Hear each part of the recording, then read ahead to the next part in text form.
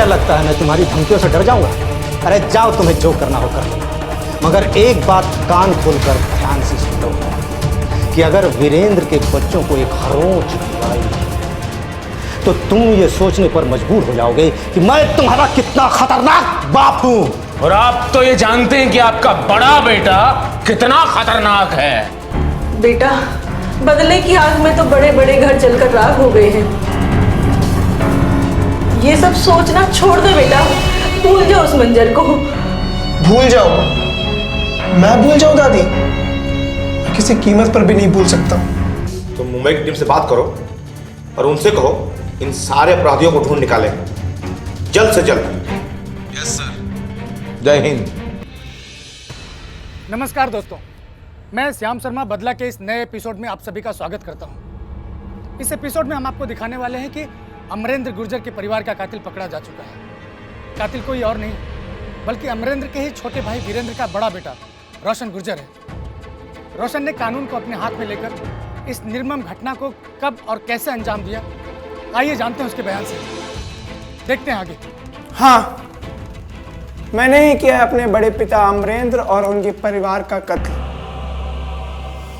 कोई जरूरत नहीं है ऐसे लोगों को धरती पर रहने की जो ना ही अपने पिता की अहमियत और ना ही अपने छोटे भाई की वफादारी को समझ सके।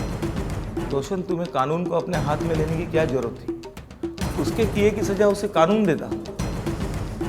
किस कानून पे भरोसा रखता मैं? बताइए आप। उस कानून पे जिसने मेरे माता पिता के कातिल को 6 साल के भीतर ही बाहर भेज देता है, या उस कानून पर जिसने मेरे दादाजी और उनके गार्ड के कातिल को पकड़ने में नाकाम रहे?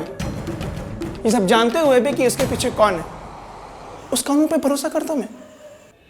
देखो रोशन, मैं तुम्हारे इस दर्द को अच्छे से समझ सकता हूँ, पर मेरे हिसाब से तुमने कानून के खिलाफ जाकर जो रास्ता अपनाया वो सही नहीं है। खैर, जो होना था वो तो हो गया। अब तुम मुझे विस्तार से बताओ कि तुमने इस घटना को अंजाम कैसे दिया। तुम्हारे माँ बाप को तुम्हारे बड़े पापा ने मारा तो तुमने उन्हें मार दिया, पर तुम्हारी बड़ी माँ और उनके बच्चों ने तुम्हारा क्या बिगाड़ा था कि तुमने उन्हें भी मार दिया? ऐसा क्या हुआ था? और पहली बार तुम्हें कब ऐसा लगा कि तुम्हें अमरेंद्र और उसके परिवार को मारना चाहिए? जब हमारे बड़े पिताजी के दोनों बेटों ने मुझे बेरहमी से मारा। पर उन्होंने तुम्हें क्यों मारा? एक दिन की बात है, जब मैं उनसे मिलने उनके घर गया।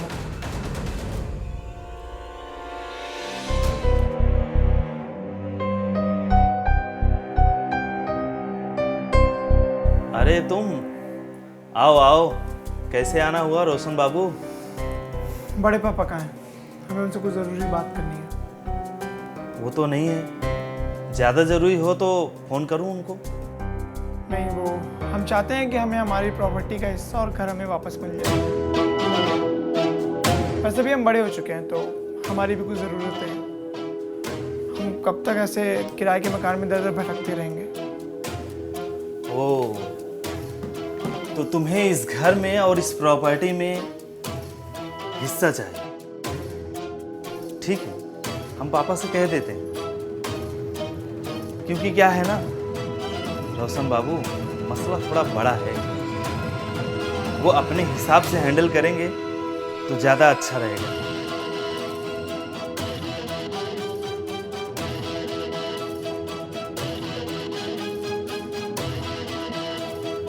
हेलो पापा, रोशन बाबू आए हैं आपसे मिलने।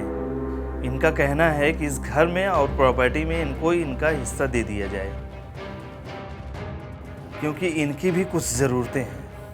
बेटे, उसे ऐसा सबक सिखाओ कि सपने में भी कभी प्रॉपर्टी में हिस्सा मांगने की सोचे भी ना। समझ गए ना मैं क्या कहना चाह रहा हूँ? ठीक है पापा, रखते हैं।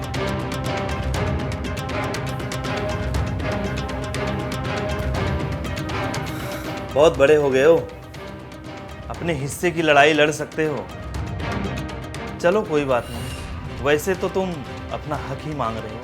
वैसे तुम्हें तुम्हारा हक देने में हमें कोई दिक्कत नहीं, क्योंकि आखिर तुम भी इसी परिवार के एक सदस्य हो। अरुण, अरुण! जी भैया, आया। अरुण, रोशन बाबू आए हैं इस घर में और इस प्रॉपर्टी में अपना हिस्सा मांगने। तो एक काम करते हैं, सारे कागजात लाके एक साथ बैठकर उसे चेक कर लेते हैं कि किसके हक में कितनी प्रॉपर्टी आएगी। तो तुम एक काम करो, पापा के कमरे में ना एक ब्लू कलर की फाइल रखी है, तुम लेकर आ जाओ। अब भी लेके आया भैया। रोशन बाबू, थोड़ा इंतजार कीजिए, फाइल आ जाने दीजिए, फिर साथ में बैठ के डिस्कस कर लेंगे। अरुण कहाँ रह गया? अरुण,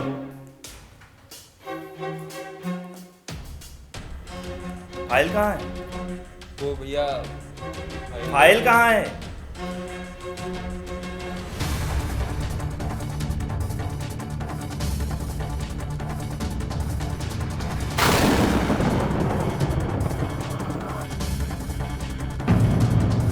हिस्सा चाहिए तुझे?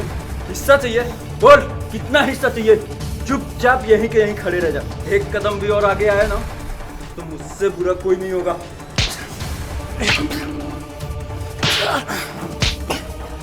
मूर्ख प्राणी, तुझे क्या लगता है हम तुझे यहाँ हिस्सा देंगे?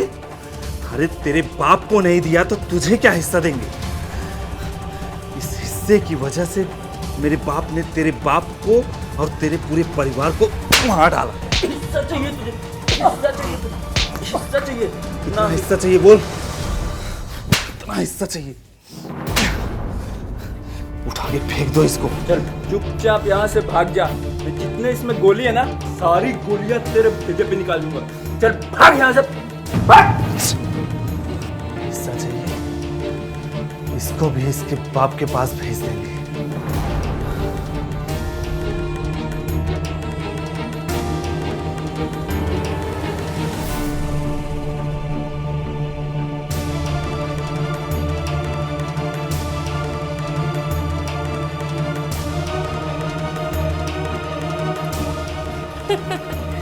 इसके माँ बाप को मार देने के बाद भी इसकी आंखें नहीं खुली।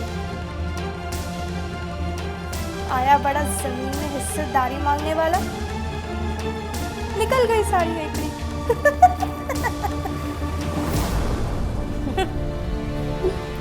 रस्सी पूरी की पूरी जल गई, पर देखो अभी ऐठन नहीं गई।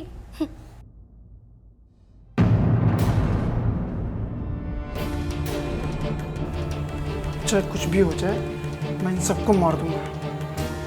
इसलिए मुझे कोई प्रॉपर्टी नहीं चाहिए, बस मुझे अपने माँ बाप का बदला लेना, अपने दादाजी की मौत का बदला लेना, तब जाके मेरे कलेजे को ठंडक मिलेगी।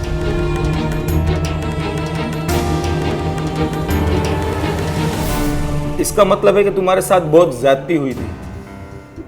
हमारी बड़ी माँ और उनके बच्चों को मारने का कारण यह था कि वो आग में घी डालने का काम करते थे।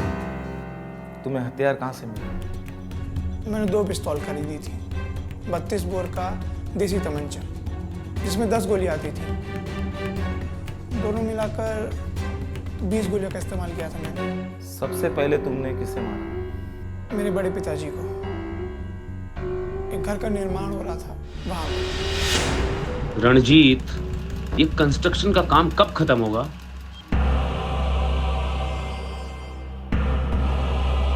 मुझे जल्दी से जल्दी रेडी करके मकान किराए पर देना है, समझ में आई बात?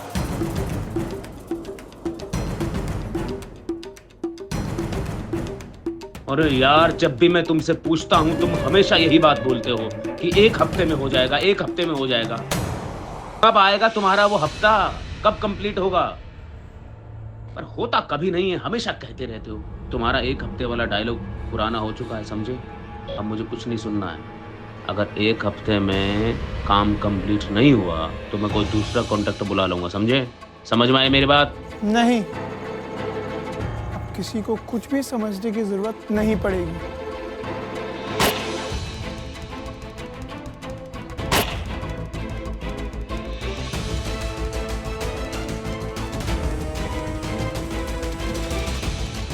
दोस्तों, वक्त के पास भी इतना वक्त नहीं होता है कि किसी को दोबारा वक्त दे, और वक्त चाहे जैसा भी हो, एक न एक दिन पलटता जरूर है। 28 साल पहले अमरेंद्र ने जब रोशन के माता पिता, दादा एवं उनके गार्ड का कत्ल किया था, तो उसने ऐसा कभी नहीं सोचा था कि भविष्य में उसके साथ भी ऐसा हादसा हो सकता है।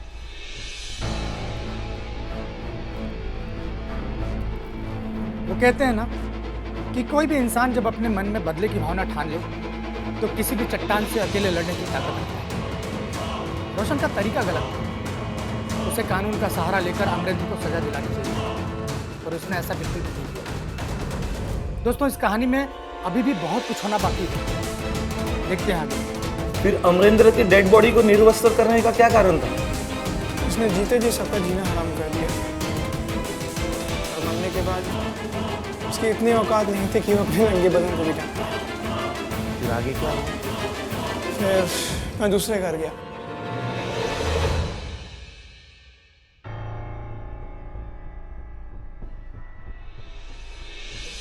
वहाँ पे 3-4 घंटे मैंने इंतजार किया सही मौके आने का, और जैसे ही मेरे को मौका मिला मैंने एक एक करके सबको मार दिया और अपनी मंजिल की ओर बढ़ा।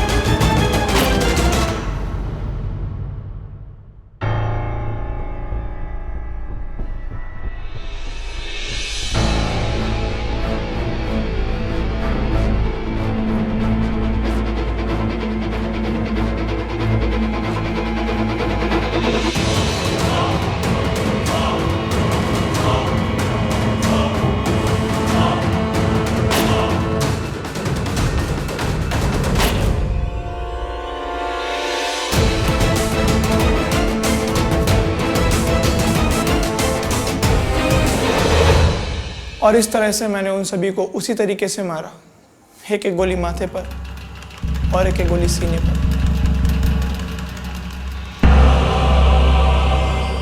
कार्तिक मास के शुक्ल पक्ष के चतुर्थी के दिन, मंगलवार को, जैसे उन्होंने मेरे माता पिता और दादाजी को मारा था। साहब, मैंने उन तीनों लड़कों से पूछताछ की। उनका कहना है कि इस केस में उनका कोई हाथ नहीं है। ठीक है, तुम चलो, मैं आता हूँ। जी साहब। अमरेंद्र के किराएदार नवल जोशी, सोनू सिंह और समीर साहू, ये तीनों ने तुम्हारा साथ क्यों दिया? समीर और सोनू का इस घटना से कोई लेना देना नहीं। शुरुआत में नवल ने वहाँ की कुछ जानकारी दी थी, लेकिन जैसे ही उसे मेरे खौफनाक इरादे के बारे में पता चला, वो पीछे हट गया। अच्छा, फिर वो तीनों लोग अमरेंद्र की फैमिली के कत्ल होने के बाद फरार क्यों हो गए? सर, उन तीनों का इस घटना से कोई लेना देना नहीं है। वो तीनों बेकसूर हैं। मानना पड़ेगा तुम्हारी हिम्मत को, जो तुमने इतना लंबा सफर 28 सालों का अकेले काटा। अच्छा, ये बताओ, इस घटना को अंजाम देने के बाद तुमने वो पिस्तौल कहाँ छुपा के रखा? मैंने सारे कत्ल करने के बाद उन पिस्तौल को नदी में फेंक दिया उस घर के पास वाले घाट पे। ये सारे कत्ल करने के बाद तुमने अपने आप को कहाँ कहाँ छुपाया? मैं कभी पटना चला गया, फिर वहाँ से कोलकाता, फिर मुंबई, और ऐसे ही कई जगह मैं नाम और आईडी बदल के घूमता रहा। और हाँ, इस बीच में अपने भाई रौनक के टच में रहा। हम दोनों ने फेक आईडी बनाई थी इंस्टाग्राम पे, अलग अलग नामों से। हम लोग उसी पे बात करते थे और सही मौके आने पर मिलते भी थे। पकड़े जाने के डर से इस घटना से पहले मैंने अपना फ़ोन बंद कर दिया था और सिम तोड़ के फेंक दिया था। सर, यही सच है सर।